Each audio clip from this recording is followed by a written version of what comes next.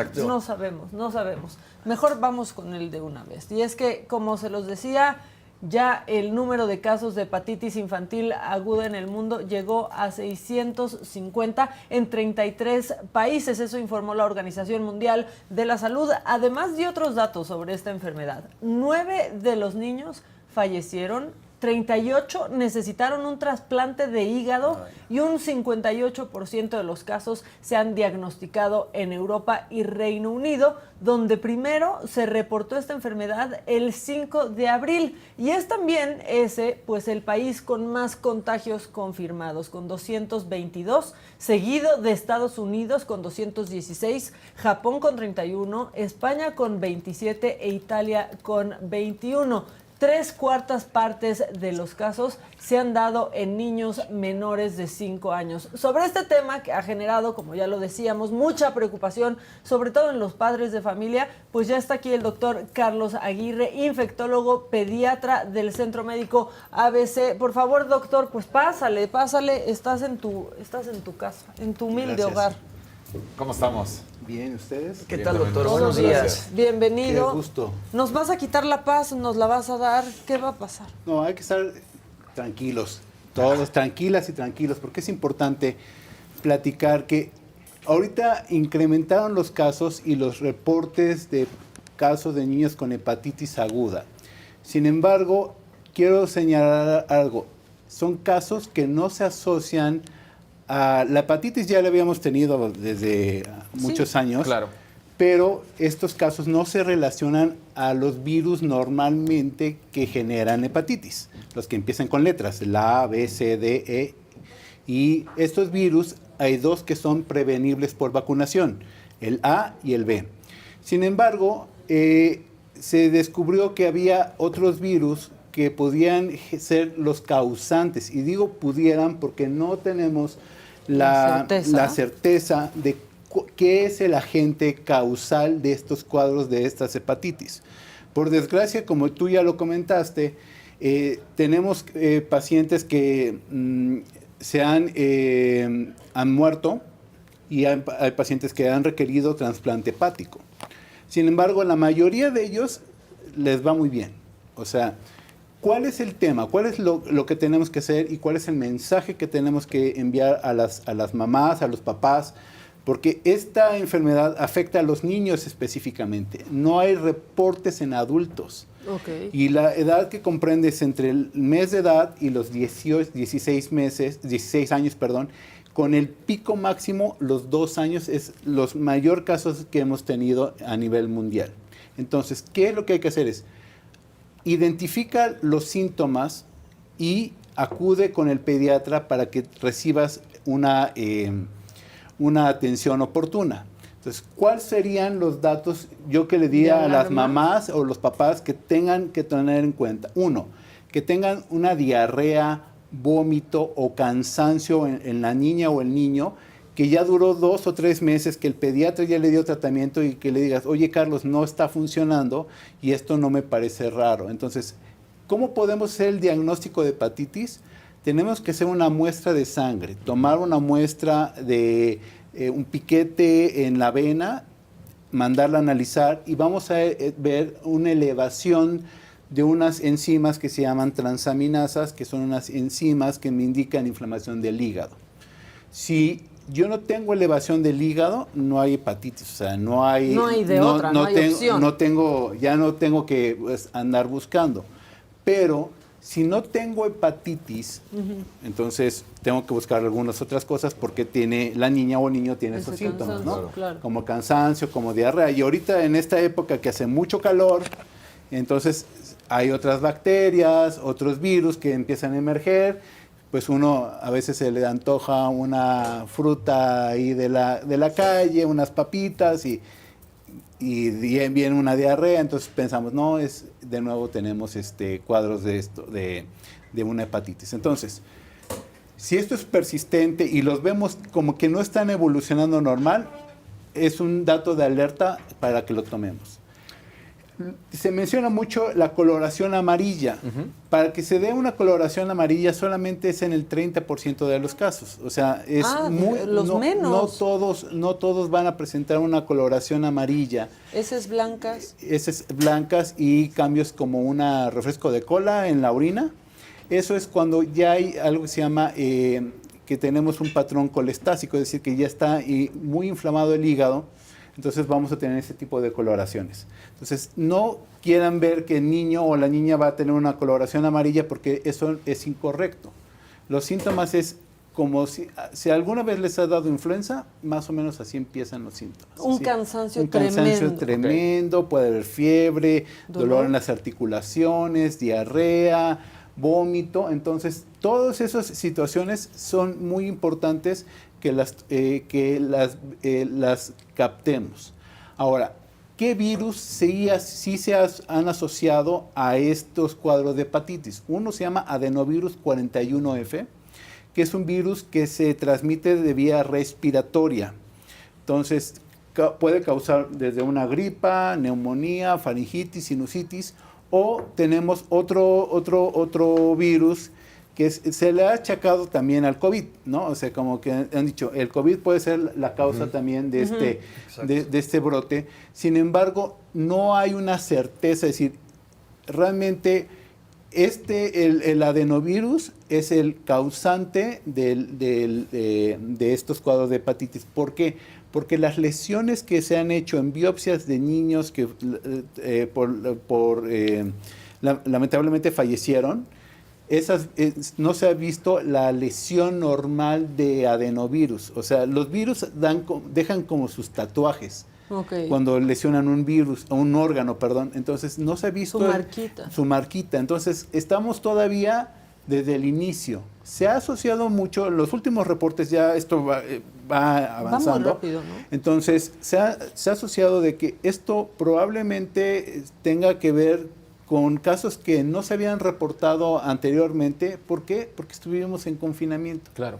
Salimos de un confinamiento, entonces vuelven a haber muchos virus. Ustedes, escucho que tienen hijos, y entonces ahorita, la verdad, una mamá me dice, oye, Carlos, es que están tremendos los virus, porque ya no es tan fácil tratar las gripas, o sea, se tardan más, hay que dar más medicamento, incluso Ni antibióticos. emocionalmente es fácil tratar las gripas para los papás, o sea, que tu hijo regrese medio agripado de la escuela es como, híjole, y ahí va toda la familia a tener que aislarse o no, ¿no? Sí, es más complicado. Vivimos una época pospandémica, bueno, seguimos viviendo en la pandemia, pero tenemos una época en donde todo pensamos que es COVID, ¿no? Entonces, quizá una gripa, todo eso. Yo les digo, mantengamos la calma, seamos objetivos y tengamos siempre ver cuáles son los puntos importantes que hay que determinar y hacer las pruebas cuando se tengan que hacer las pruebas. Doctor,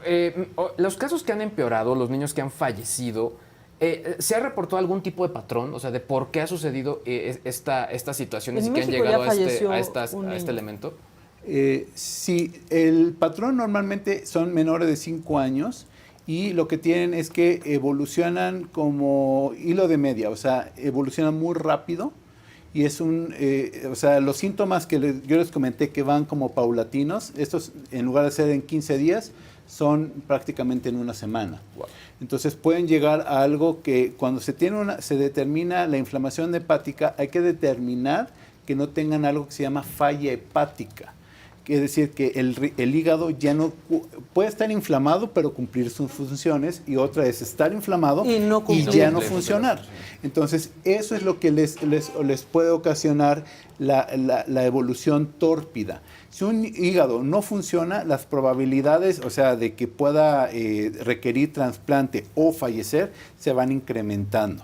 Hablaste de un periodo largo en un principio, o sea, como dijiste, si el cansancio permanece por 2 o 3 meses. Normalmente la hepatitis dura de 10 a 15 días. Entonces, los síntomas de cansancio, la inflamación del hígado, todo eso, puede prolongarse hasta un mes y esa es la evolución, podríamos decir, esperada. Pero si nosotros empezamos a ver que el niño está muy cansado, Y eso es porque las reservas de glucosa se empiezan a disminuir, entonces se sienten muy cansados, dolor de cabeza, fiebre intermitente, pueden empezar a tener sangrados. Eso ya me está hablando que el paciente no está en una fase leve, sino es una fase evolucionando a una fase muy grave. Y en la mayoría de los pacientes que tienen falla hepática, pues el tratamiento es un trasplante hepático. Ahora, Carlos, yo me quedo también con la situación que decías y que me preocupa, porque es una hepatitis nueva, por decirlo así, ¿no? O sea, el bebé ya tiene ahorita sus vacunas contra la B, al año viene la A, pero en ese tiempo puede pasar algo con esta otra hepatitis o, como lo estás diciendo, previo a los 5 años. Y hoy no se sabe nada. Ya decías, se está relacionando de cierta manera con el COVID, pero no.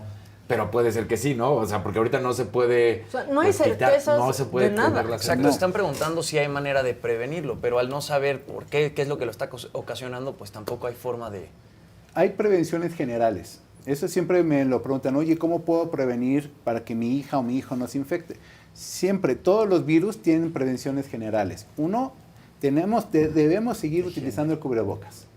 O sea, eso de que ya no lo utilicemos porque no nos gustan, sí es molesto, pero la verdad... y sobre todo en las escuelas, ¿no? O sea, sí estar muy conscientes con los pequeños de que no suelten el cubrebocas, sobre todo porque al final son el grupo de mayor riesgo, obviamente. Pero los niños, eso me sorprende, los niños se ponen mejor el cubrebocas que los adultos. Sí, claro. Bueno, mi sobrina lo pide, o sea... Eso a mí me tiene así, hasta ellos cuando van luego a la consulta, me dice, Carlos, no me quites el cubrebocas. Y yo, wow, ¿no? O sea, eso es algo impresionante. Sí, mi sobrina lo pide y de repente yo es como de, no, ya, estamos al aire libre. No, y se lo pone. Ahora, han salido distintas teorías, ¿no? Se le echó la culpa a las vacunas, se le echó la culpa al confinamiento porque los niños no generaron los anticuerpos que deberían, pero no se está inclinando la ciencia a nada, ¿no? Aún. Ha habido muchos reportes, hay un reporte que salió en The Lancet, estuvo divulgado en redes sociales sobre que lo estaban asociando mucho a COVID y que COVID generaba una inflamación como si fuera un ruteador que amplificaba la señal y eso amplificaba receptores para adenovirus y para una bacteria que se llama Staphylococcus aureus. Pues todas esas son hipótesis, o sea, no hay algo certero. Lo que sí es cierto es que estuvimos mucho tiempo confinados y ese confinamiento nos puede estar, en mi propio punto de vista, creo que nos puede estar cobrando una cuota y decir que estos casos que ya tenemos, porque hay casos en Estados Unidos que los vienen registrando desde el año pasado, o sea, no son... no pasó hace 2 meses, hace 2 o 3 meses, que son los reportes que da Reino Unido. En Reino Unido sí fue hace... 5 de abril. En 5 de abril, pero en Estados Unidos sí tienen reportes de hepatitis A durante hace mucho tiempo, entonces... Sí tenemos que tomarlo con mucha mesura, entonces saber si esto es realmente un comportamiento habitual de las hepatitis, que lo estamos viendo ahorita, pues después de salir de un confinamiento, decir, oye, ¿por qué están sucediendo estos casos? O realmente se trata de un nuevo agente. Eso todavía no está definido. Preguntan aquí que cómo pues mejorar el sistema inmunológico de los niños y preguntan sobre algo que se llama anaferón. Ok, todos siempre me preguntan, oye, ¿cómo puedo ayudarle para estimular el sistema inmunológico? Los sistemas inmunológicos no se tienen que estimular. O sea, los sistemas inmunológicos, nosotros somos perfectos, nuestro cuerpo es perfecto y los niños van a tener que madurar. Entonces, cuando van madurando, ellos van adquiriendo ciertas capacidades para defenderse de los agentes. Cuando nace un bebé, esas defensas las adquiere de mama y se pierden cuando alrededor del año y medio.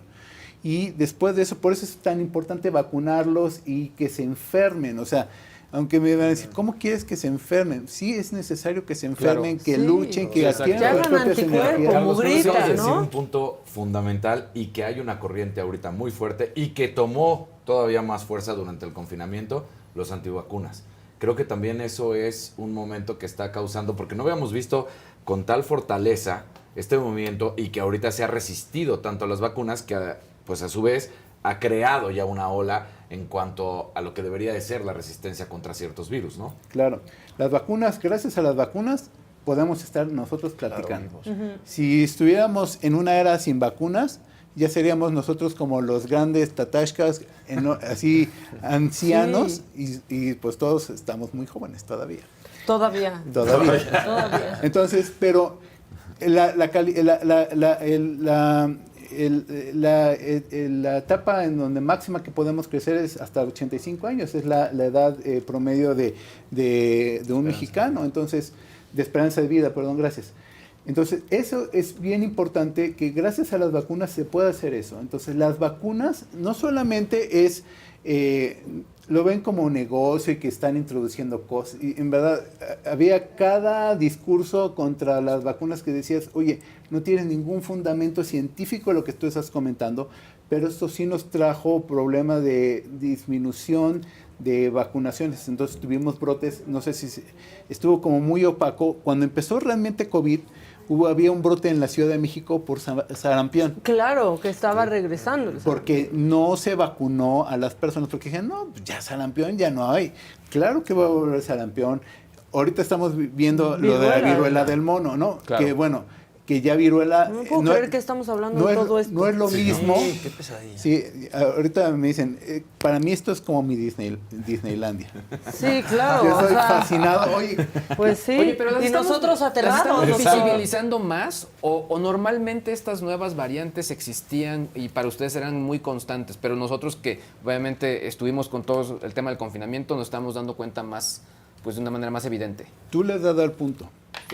El hecho es que esto nosotros ya lo conocíamos adenovirus, sabíamos cómo se tratábamos las hepatitis y realmente decías, ay, no, es que le dio hepatitis y se puso amarillo, pues le dieron muchos dulces y le dieron de descanso. Eso era Mucha Fanta, ¿no? lo que nos comentaban cuando alguien le daba hepatitis, ¿no? Pero ahorita las redes sociales, el internet, la información gira en milésima de segundo, entonces tenemos mucha información y a veces esa información, ahorita en la pandemia, la verdad yo decía, o sea, acababa de leer 10 artículos y al otro día había 100, 1000 artículos y desmintiendo los otros leíste. y decías, Claro, oye, no no sabías puede ni qué ser, creer. o sea, de 2020 a la fecha he leído unas contradicciones que nos hemos hecho los científicos sobre lo que es COVID. Imagínense ahora con el tema de las hepatitis. Entonces, lo que se tiene que hacer es siempre las medidas. Utilizar el cubrebocas, que es bien importante, disminuyó muchas cosas. La otra es lavado de manos con agua y jabón. La higiene de manos, que es utilizar alcohol gel, es higiene, es si yo no tengo el acceso para lavarme las manos con agua y jabón, pero lo mejor es lavarse las manos con agua y jabón. ¿Y cuántos segundos? 20 segundos, no así de...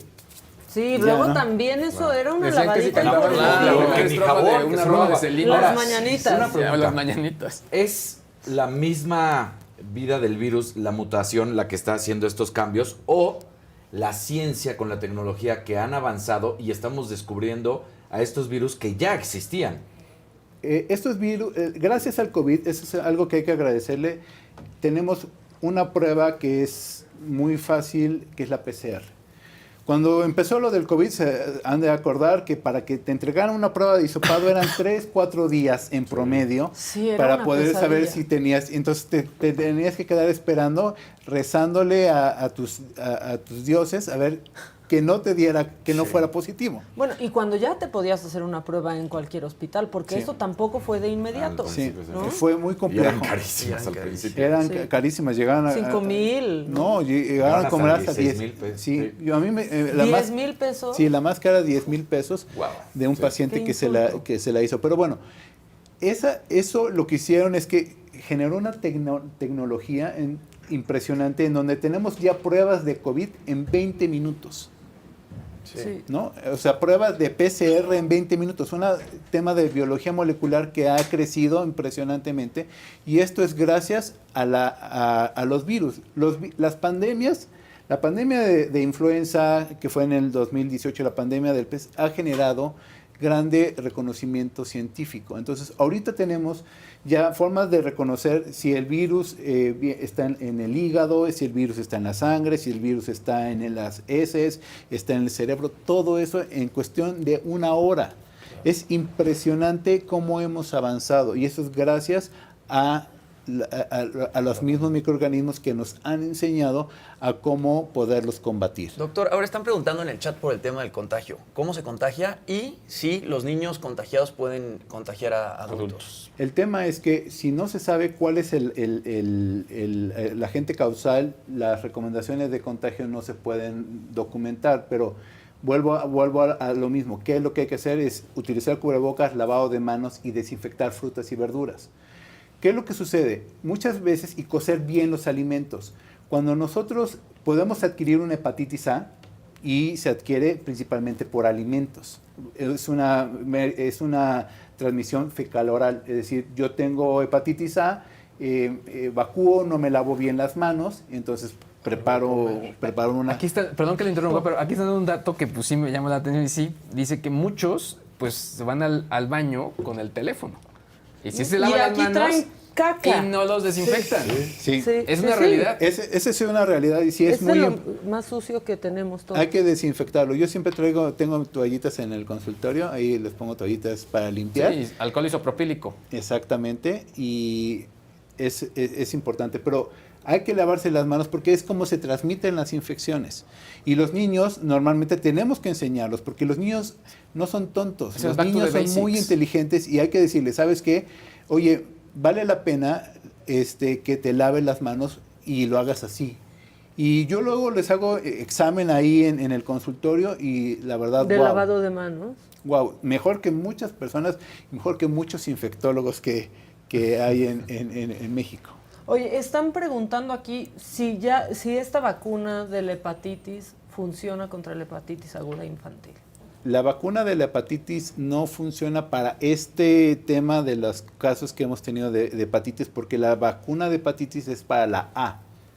La A es la que genera hepatitis normalmente. La B en los niños es a menos que la mamá se haya infectado, o la C es a menos que la mamá haya estado infectado y se le transmita al bebé, porque esas son de transmisión por vía sanguínea o por vía sexual. Entonces, pues obviamente un niño no va a tener ni vía sanguínea a menos que le hagan una transfusión o por vía sexual, ¿no? Sí, entonces, claro. Esa es una cuestión. La hepatitis A es la que se transmite por fecal oral y sí hay vacuna y eso se aplica, puede aplicarse a partir del año de edad y esa no está en el esquema nacional de vacunación. Me dirían, Carlos, ¿vale la pena vacunar? Yo creo que sí vale la pena vacunar, pero no es como ahorita voy y voy a desabastecer a todo México para vacunar a mis hijos. Y esta vacuna no los protege contra la hepatitis. Exactamente, no, categóricamente no los protege, pero bueno, es parte dentro de un esquema de vacunación que debe de tener. Y aguas, esta vacuna no está incluida dentro de la cartilla nacional de vacunación. Okay. Entonces, esa siempre se tiene que aplicar por un pediatra o por un infectólogo pediatra que aplique vacunas a niños.